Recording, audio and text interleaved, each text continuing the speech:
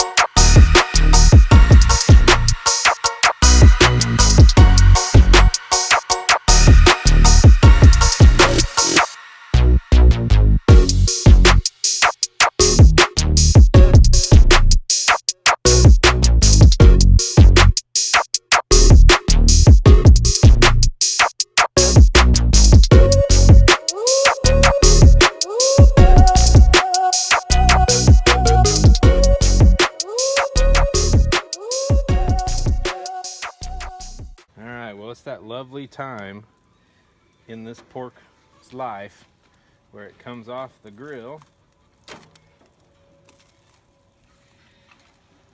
Look at that though.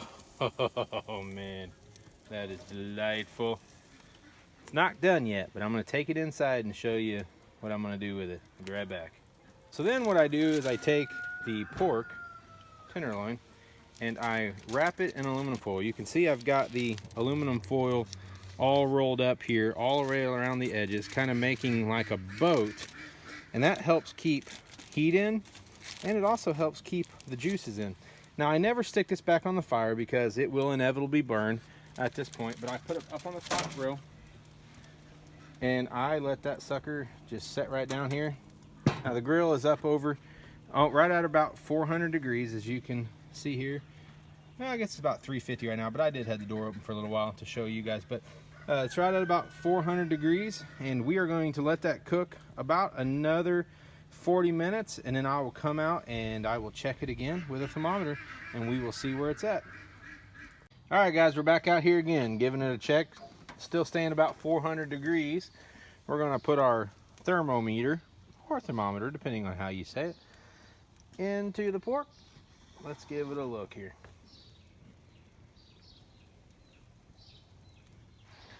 All right, it's reading about 145 or so.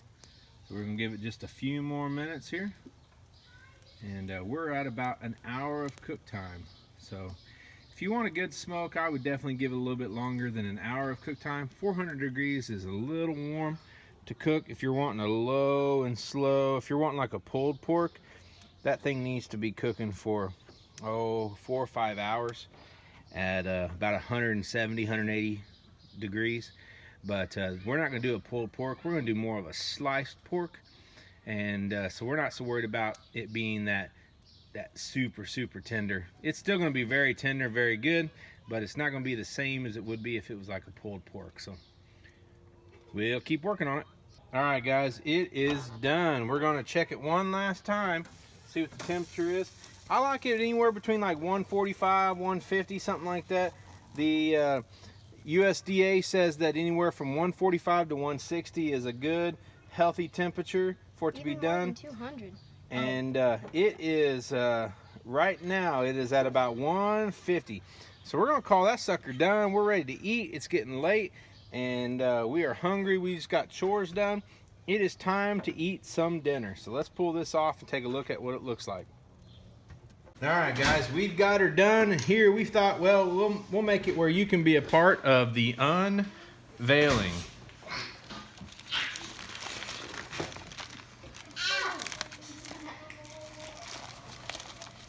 just want to watch the video from up here.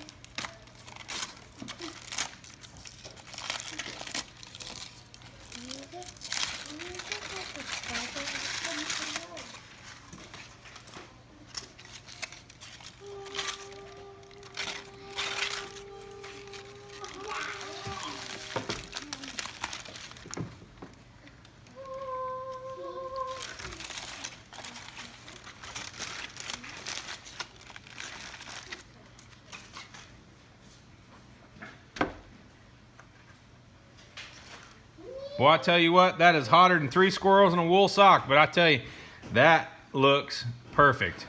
Let me get a knife here and we'll cut into that and we'll take a look at it. Now I'm going to see. All right, let's see what it'll do.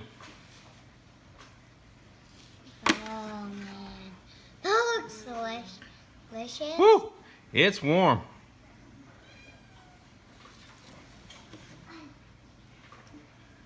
Hot, hot, hot. Let me get a pair of tongs. What's hair tongs? Pair of tongs. All right, got a pair of tongs. We're gonna slice this baby up and get it ready for dinner.